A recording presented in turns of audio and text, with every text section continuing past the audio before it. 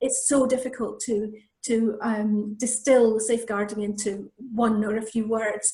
So what we've done is we've, to help us understand it and to help us rationalize it, we've developed this infographic which helps us just organize the work that we do and the different elements of or dimensions of safeguarding within this graphic. Now, in the very middle, we have safe organizations.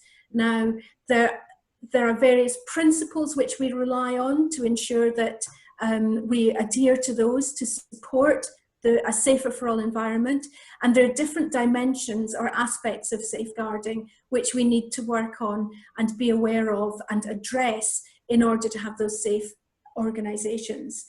Now, the first dimension which I'm going to mention is mitigation, and I think that is absolutely critical, because the more we mitigate, the more we are able to prevent and reduce the likelihood of there being safeguarding incidents. Many of the things that we will do in a practical sense will be around mitigation. So these will involve risk assessments, like assessing what the risks are. For your organisation, do you work particularly with children? Do you work with people with disabilities?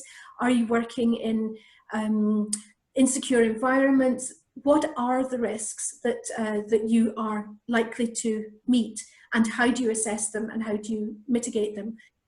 Vetting.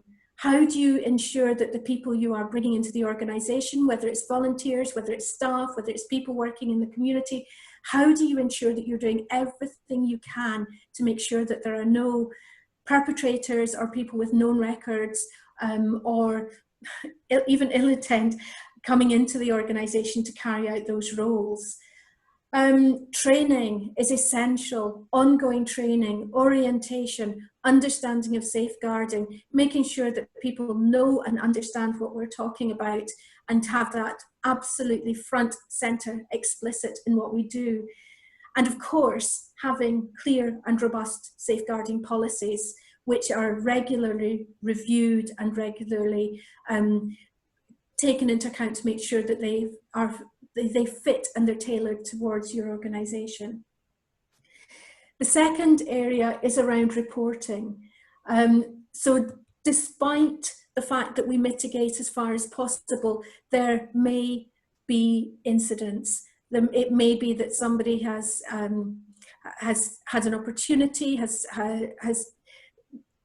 come through despite all of the mitigation efforts and has done something which is of concern and is reported.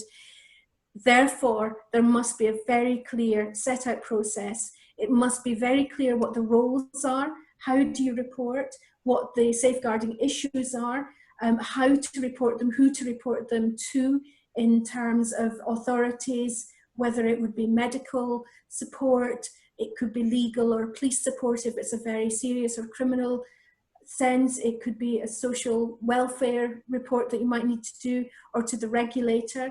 So really you need to be clear about the kinds of incidents which might happen and what the pathways would be if something does occur. And then leading on from that,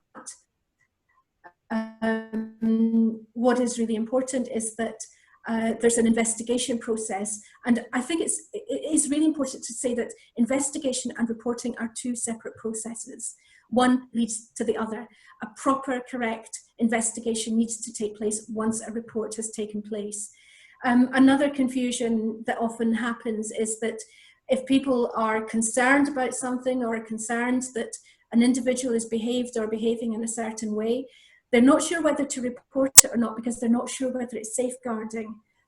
The issue is, it is not the responsibility of the person reporting to decide whether it's a safeguarding issue or not. The responsibility of each of us within an organisation is to report. The responsibility of those investigating is to decide whether or not that has been a safeguarding issue.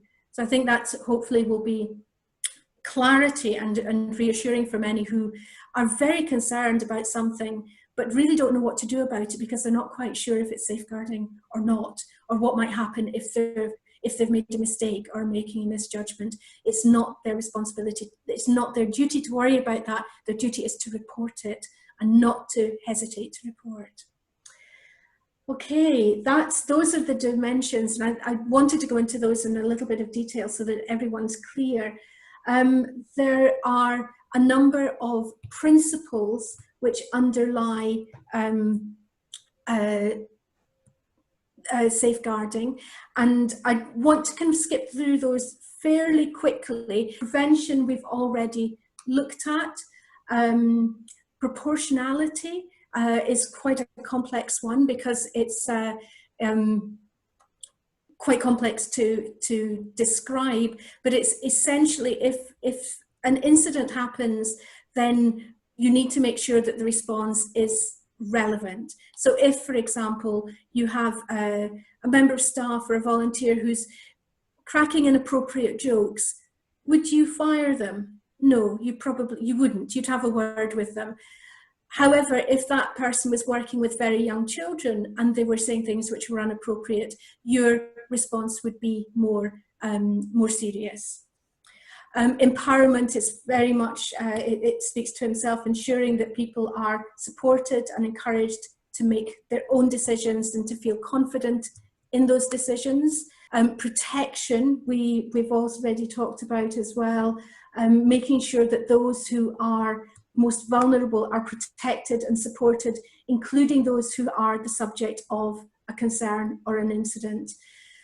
We must work in partnership with our local partners, with communities. They understand the context much more clearly than we do, and they can help us work out the risk. And accountability.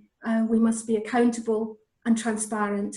That does not mean that we breach confidentiality. We maintain confidentiality, but also have transparency around reporting an incidents, and making sure that we understand about collective responsibility.